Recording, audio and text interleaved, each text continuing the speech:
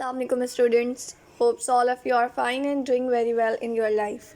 अच्छा भाई बच्चों, आज हम जो है कुछ इम्पॉर्टेंट पॉइंट्स जो है कुछ ऐसी वैल्यूज़ जो आपकी बुक में गिवन होती हैं उनको डिस्कस करेंगे। ठीक है, ये कुछ वैल्यूज़ इस तरह की होती है बेटे कि आप लोग जब इसको देख रहे होते हैं ना तो आप लोग को ना एट दैट टाइम ना अंदाज़ा नहीं हो रहा होता कि इम्पॉर्टेंट है या नहीं है। तो अब हम जो है आज उसको जो है डिस्कस करेंगे एंड हो सकता है कि आपकी बुक में ये वैल्यूज़ थोड़ी सी डिफरेंट हो।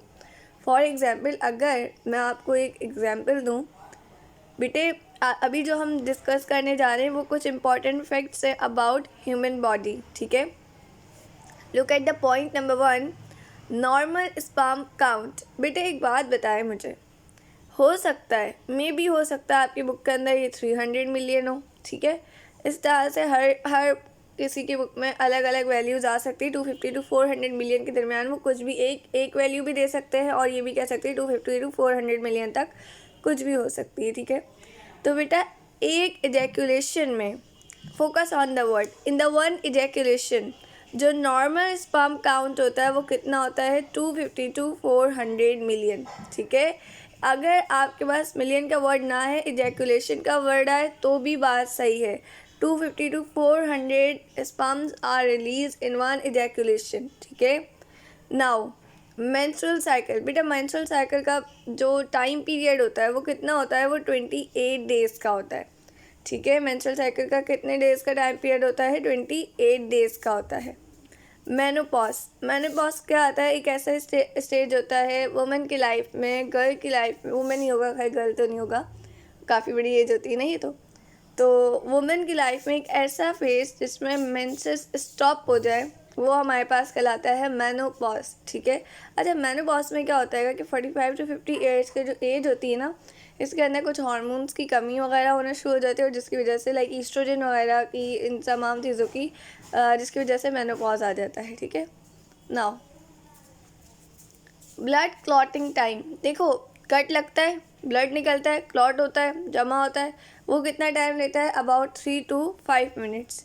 इंसान के दिमाग का वेट कितना है ये आई थिंक आपकी बुक में नहीं होगा, लेकिन देख लें 1300 to 1400 ग्राम्स जो है वो एक एडल्ट का, ह्यूमन एडल्ट का जो होता है वो ब्रेन का वेट होता है। ठीक है, नॉर्मल ब्लड प्रेशर क्या होता है, 120 to 80 mm ऑफ Hg।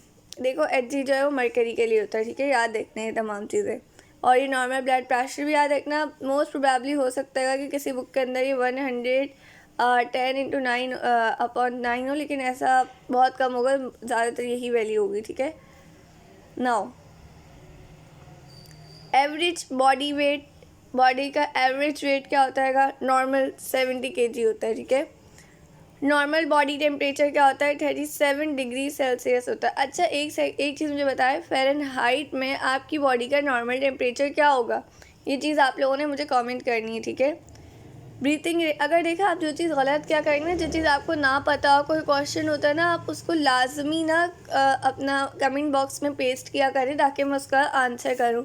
और जो आप लोगों की लास्ट लेक्चर में जो आप लोगों के 2 MCQs ट्रैकिया वगैरह से रिलेटेड कुछ पॉइंट्स है ना, उनको मैं इस लेक्चर के लास्ट में डिस्कस करूँगी। ठीक है, ब्रीथिंग रेट एट रेस्ट देखो 12 to 16 मिनट होता है और ये आपकी बुक में नहीं है। सही है, नंबर ऑफ स्पाइनल नर्व्स, ये आपकी बुक में है। नंबर ऑफ स्पाइनल नर्व कितनी होती हैं, 31 पेयर्स। यहीं पे एक और बात, नंबर ऑफ क्रेनियल नर्व्स, बेटा नंबर ऑफ क्रेनियल नर्व्स जो होती हैं वो 12 पेयर्स होते हैं आपके पास। ठीक है, largest endocrine gland, it's thyroid gland. ठीक है, इससे कौन से आपके पास हार्मोन्स रिलीज होते हैं, बताए जल्दी से, कमेंट सेक्शन में बताएंगे आप लोग। ठीक है, गेस्टेशन पीरियड कब से कब तक का होता है, गेस्टेशन पीरियड आपके पास 40 वीक्स का या 9 कैलेंडर मंथ्स का होता है, यानी कि 9 मंथ्स का होता है या 40 वीक्स का होता है, यानी कि इन द सिंपल वर्ड्स जो प्रेगनेंसी टाइम होता है वो। ठीक है, जिसमें बेबी की डेवलपमेंट होती है।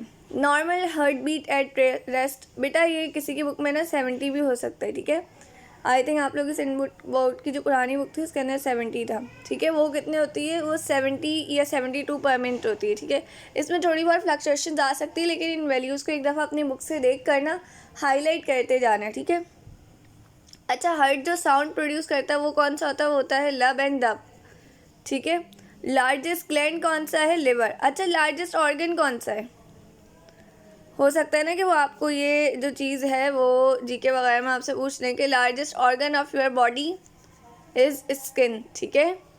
Largest muscle in the body, बेटा ग्लूटियस मैक्सिमस या फिर बटिक मसल जो होता है वो आपके पास सबसे लार्जेस्ट मसल होता है, ठीक है। स्मॉलेस्ट मसल बोन के अंदर सॉरी बॉडी के अंदर कौन सा होता है? स्टैप्टियस होता है। अच्छा, इसके अलावा स्मॉलेस्ट बोन्स अगर मैं आपसे बात करूं, स्मॉलेस्ट बोन्स जो होती है ना आपकी बॉडी की, वो मौजूद होती हैं आपकी एयर्स के अंदर। 3 बोन्स होती हैं वो, ठीक है, जो इनका स्टेपीज वगैरह होते हैं, और उसको हम कहते हैं ऑडिटरी ऑसिकल्स। क्या कहते हैं? Auditory ossicles. लार्जेस्ट आर्टरी आपके पास कौन सी होती है? अरोटा होती है, ठीक है। लार्जेस्ट वेन कौन सी होती है? इंफीरियर वेना कैवा होती है आपके पास, ठीक है।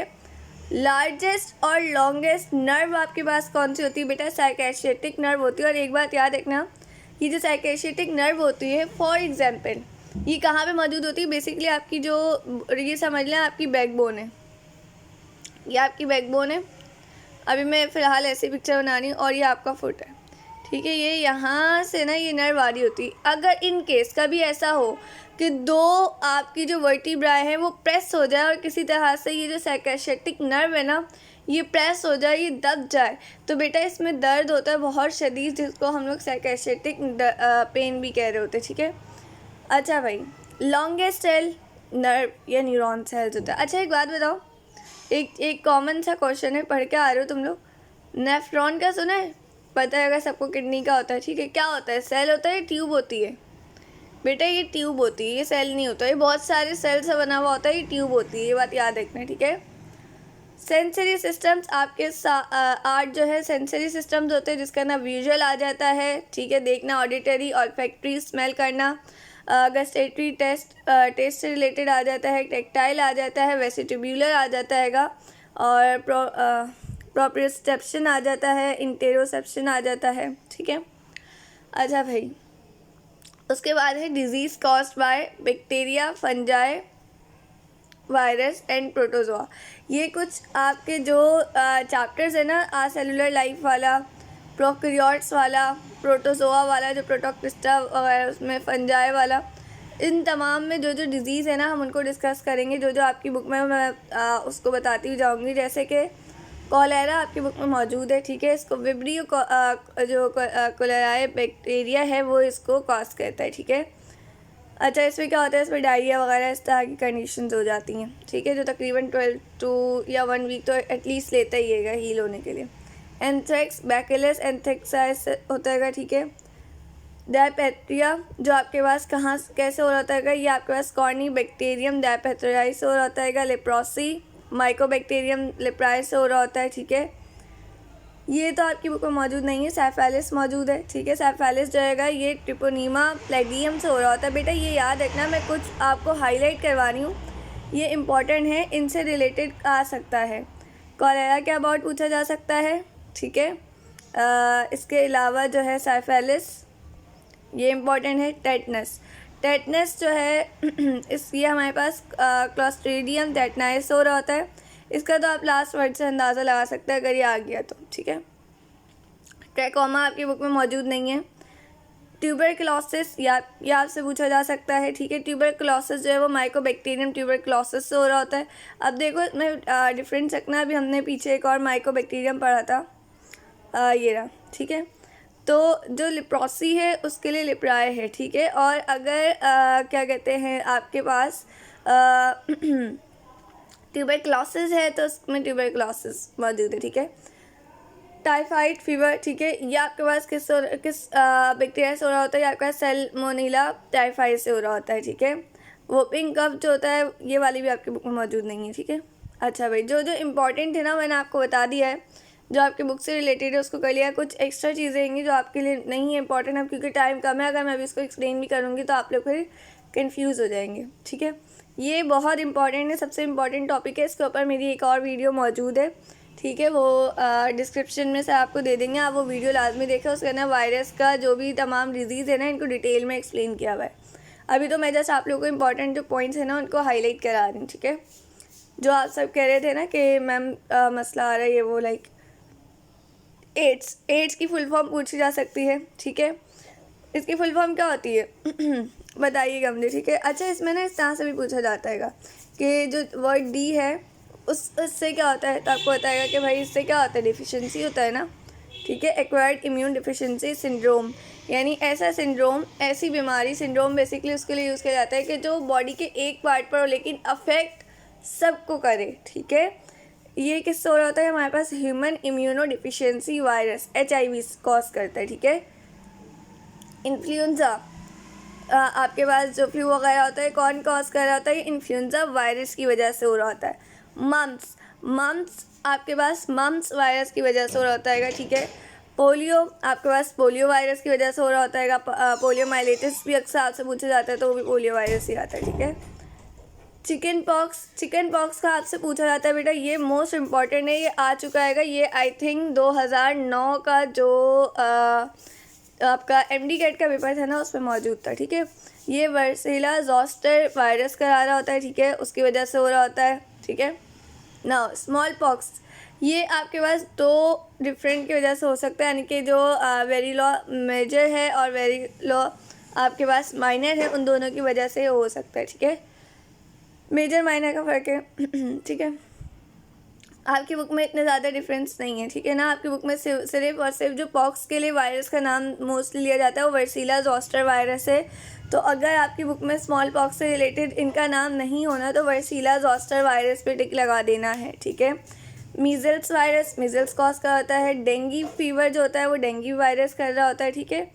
अच्छा, एक बात बताएं, हमारे पास जो मलेरिया हो रहा होता है वो तो आप सबको अंदाज़ा होगा ही ना, वो कौन सा मॉस्किटो का आता है, मेल के फीमेल एनाफिल्स का आती हैं, ठीक है। उनके पास क्या होता है, उनके सलाइवा के अंदर मौजूद होता है मलेरिया कराने वाला, ठीक है। अच्छा, अब वो क्या होता है, उसका नाम क्या होता है मुझे बताइएगा। उसका नाम होता है प्लाज्मोडियम, ठीक है। जो अभी आप प्रोटोजोआ में अभी हम इसको डिस्कस करेंगे, ठीक है। अच्छा भाई चिकनगोनिया वायरस की वजह से होता है। रेबीज़ वायरस की वजह से होता है, ठीक है। इसमें तो फ़िलहाल कोई इतना ये हार्ड नहीं था, लेकिन आप लोग वो वाली वायरस की वीडियो लाजमी देखिएगा, वो आपकी बुक से तमाम चीज़ें मैंने एक्सप्लेन की है। डिजीज़ कॉज्ड बाय फंजाई, ठीक है। Athlete's foot caused by the mould known as epidermophyton floccosum. देखो मोल्ड आपके पास मौजूद रहेगा, ठीक है। ये एथलीट्स फुट वगैरह हो जाना, ये वाली जो डिज़ीज़ आपके पास कॉज कर रहा होता है, कौन कर रहा होता है, फंजाई। मलेरिया अभी मैंने आपको बताया था, ये बेसिकली इंपॉर्टेंट है। आपके पास दो प्रोटोजोआ है, उनको याद रखना है। एक मलेरिया को कॉज करवाने वाला प्लाज्मोडियम वाइवेक्स और एक अमेबिक डायसेंट्री करवाने वाला एंड अमीबा हिस्टोलिटिका, ठीक है। ये दोनों याद रखिएगा, इससे रिलेटेड पूछा जा सकता है। एंड डायसेंट्री अगेन ऐसी कंडीशन होती है जिसके अंदर डायरिया में ब्लड पीसेस और भी लाइक आना शुरू हो जाते हैं, ठीक है। अच्छा भाई, उसके बाद अच्छा, ये तो आपके इंपॉर्टेंट पॉइंट्स बस यहीं तक थे। अब हम जो डिस्कस कर लेते हैं, जो लास्ट आप लोगों का एक MCQs से रिलेटेड था ना, 2 MCQs से रिलेटेड। तो बेटे देखें आप लोगों को मैंने बताया था सबसे पहली वीडियो के अंदर, मैंने आप लोगों को एक चीज़ कही थी कि जो एल्वियोलाई होता है उसका मुझे आप लोग अपनी अपनी बुक से देख कर ना नंबर मेंशन करिएगा क्या होता है। तो एक ने 300 मिलियन बताया था और एक ने 700 मिलियन बताया था, ठीक है। तो इस चीज़ को आप देख लेगा। मैं आप सबके कमेंट्स देख रही होती हूँ, तो सबके कमेंट्स पढ़ रही होती हूँ, मुझे सबके कमेंट्स पता हो जाते हैं किसके क्या कमेंट्स आ रहे हैं, ठीक है। इसी तरह से एक MCQs था, आई थिंक कॉकरोच से रिलेटेड था, जिसके अंदर पूछा गया था कि उसके अंदर किस किस्म के कॉकरोच के किस किस्म के जो हैं क्या उसके अंदर रेस्पिरेटरी ऑर्गन होता है। तो देखो बेटा, एक बात याद रखना, जो आर्थ्रोपोड्स होते हैं ना, अब ये जो मैं आपको बात बता रही हूँ ना, ये एक न्यू कंसेप्ट है, इसको ज़रा थोड़ा सा याद रखना। जो आर्थ्रोपोड्स होता है आपके पास, अब मुझे एक चीज़ बताना, कॉकरोचेस किस में आते हैं, आर्थ्रोपोड्स में आते हैं, ठीक है। कॉकरोचेस आप लोगों को पता है ना आर्थ्रोपोड्स में आते हैं, ठीक है। इनके पास जो रेस्पिरेटरी ऑर्गन होता है ना वो होता है बुक लंग्स, लेकिन अगेन मैं क्या कह रही हूँ, लेकिन बट क्या होता है कि कॉकरोच जो है बेटे, उसके पास आपके रेस्पिरेटरी ऑर्गन कोई भी मौजूद नहीं होता है, उसके पास बुक लंग्स मौजूद नहीं होता, उसके पास बल्कि ट्यूब्स का जो ये कह लें कि ट्यूब्स जो होती हैं वो मौजूद होती हैं, जिनको हम किसका नाम दे रहे होते हैं, ट्रेकिया का। ठीक है, तो ये मैंने उस टाइम आप लोगों को बुक लंग्स करवा दिया था, लेकिन इसका आंसर सही ट्रेकिया होगा। और मैंने उस टाइम बुक लंग्स करवाया था तो मैंने जल्दी जल्दी में आर्ट्स कोर्ट से आप लोगों को करवा दिया था, तो ये बात अब आप लोग याद रखिएगा। ठीक है, और एक और कौन सा था, हाँ प्लाज्मोलाइसिस और डीप्लाज्मोलाइसिस। बेटे दोनों स्लिप ऑफ टंग था। ठीक है, देखो प्लाज्मोलाइसिस वही वाटर का सेल से निकल जाना। ठीक है, वाटर का सेल से निकल जाना है जिसकी वजह से सेल क्या हो जाए, श्रिंक हो जाए। ठीक है, और डीप्लाज्मोलाइसिस अगेन वाटर का आ जाना। ठीक है, इसके अलावा भी अगर किसी एमसीक्यूज़ में आप लोगों को डिफ़िकल्टी हो ना तो आप लोग मुझसे पूछ सकते हैं, तो उससे आपको क्या होगा बेटा, एक न्यू कंसेप्ट मिल जाएगा। लाइक जैसे अभी आपको आर्थ्रोपोड से रिलेटेड मिला, आपको एल्विलाई वाला अगेन डिस्कस हो गया, क्योंकि हर बच्चा तो कमेंट नहीं देख रहा होता ना, लेकिन मैं कमेंट आप लोगों के देख रही होती होंगी। तो आप लोग जो भी मसला हो, जो भी क्वेश्चन हो, anything you want to discuss, you can ask me in comment box easily. ठीक है, मैं यहाँ पे आप लोगों की तमाम जो भी प्रॉब्लम्स है, डिफ़िकल्टीज़ है, उनको कवर करने के लिए मौजूद हूँ। अच्छा, एक और चीज़ मैं आप लोग को बता दूँ, देखिए बायो एनर्जेटिक्स में आप लोग की शॉर्ट वीडियो है, 1 शॉर्ट वीडियो है 5 मिनट्स की, जिसका ना ग्लाइकोलिसिस, क्रैप साइकिल और क्या कहते हैं हाँ, आई थिंक इन 2 साइकिल्स को ही मैंने उसके अंदर एटीपी फॉर्मेशन वगैरह को डिस्कस किया हुआ कि किसमें कितनी एटीपी बनती है। आप लोग वो वीडियो लाजमी देखें। जिसको जो वीडियो ना मिले वो कमेंट बॉक्स में बताएं, आपको प्रोवाइड करना हमारा काम है। ठीक है, इसके बाद वायरस से रिलेटेड आप लोगों को कोई भी मसला हो, कोई भी डिफ़िकल्टी हो, यू कैन आस्क। ठीक है, आप पूछ सकते हैं, वायरस से रिलेटेड जो भी आपका मसला हो आप वो पूछ सकते हैं। ठीक है, क्योंकि वायरस की वीडियो आप लोग की मौजूद है। ठीक है, वो मैं आपको प्रोवाइड कर दूँगी। देन बायो एनर्जेटिक्स का भी मैंने आपको बता दिया, वायरसेस चैप्टर से जो डिजीज़ वगैरह का है उसका भी मैंने आपको बता दिया। इसके अलावा आपका सेल साइकिल का चैप्टर की एक 1 शॉर्ट वीडियो मौजूद है, जिसके अंदर ये माइटोसिस, मियोसिस और इन सब इंटरफेज वगैरह को डिस्कस किया गया है। ठीक है, हो सकता है कि मैंने माइटोसिस, मियोसिस की साइकिल्स को ना डिस्कस किया हो, सिर्फ सेल साइकिल को ही डिटेल में डिस्कस कर लिया हो, तो आप देख लीजिएगा। Still if you have any confusion you can ask me freely. ठीक है, अच्छा, इसके अलावा मैं आप लोगों को एक और चीज़ ज़रा थोड़ा सा गाइड करती चलूँ बेटे। आप लोग ना अब ज़्यादा से ज़्यादा ना ये मत करना कि रिवीजन करने बैठ जाओ, नो, ज़रा थोड़ा सा ना एक नज़र ना एमसीक्यूज़ को देख लेना। ठीक है, एमसीक्यूज़ को रिवाइज़ कर लेना, क्योंकि बेसिकली ना बुक से तो आता ही है, सब कुछ ही बुक से आता है, लेकिन एमसीक्यूज़ से आप लोगों को अंदाज़ा हो जाता है कि इंपॉर्टेंट पैरामीटर्स क्या हैं। ठीक है, तो इन सब चीज़ों को देख लिएगा। And again if you have any question, any query, you can ask me freely. ठीक है, तब तक अपना ख्याल रखिएगा, मुझे दुआ में याद रखिएगा। अल्लाह हाफ़िज़।